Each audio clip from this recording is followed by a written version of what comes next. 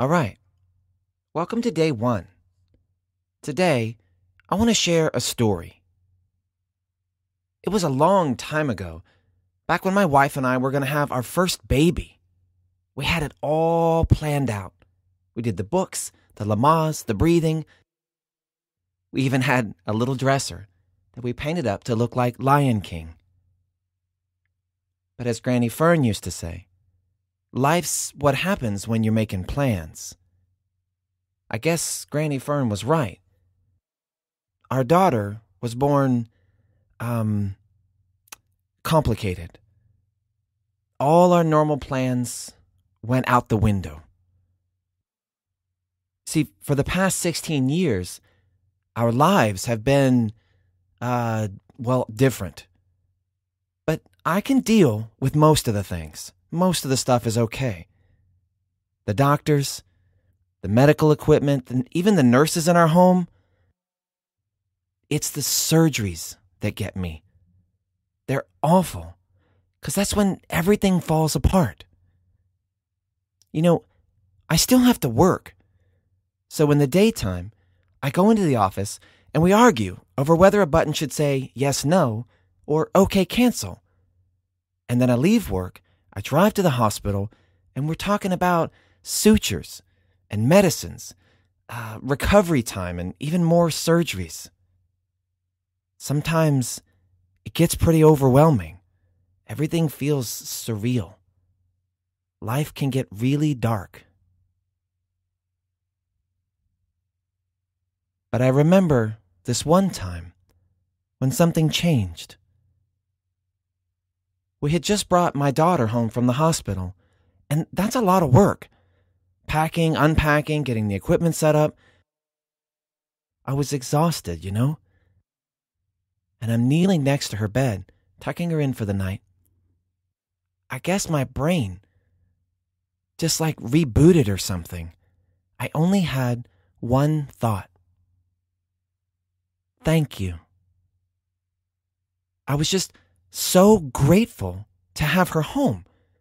She was recovering. We had made it through another one.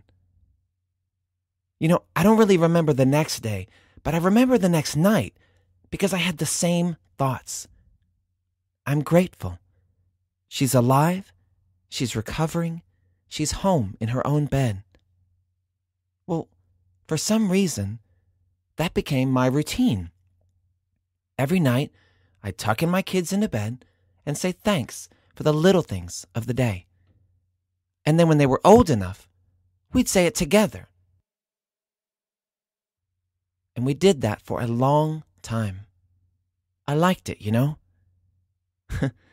Until one day, I remember I went to tuck them in, and they said, "Dad, we're too old to be tucked in."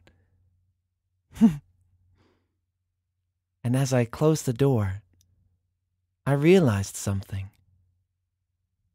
I have a good life, despite everything.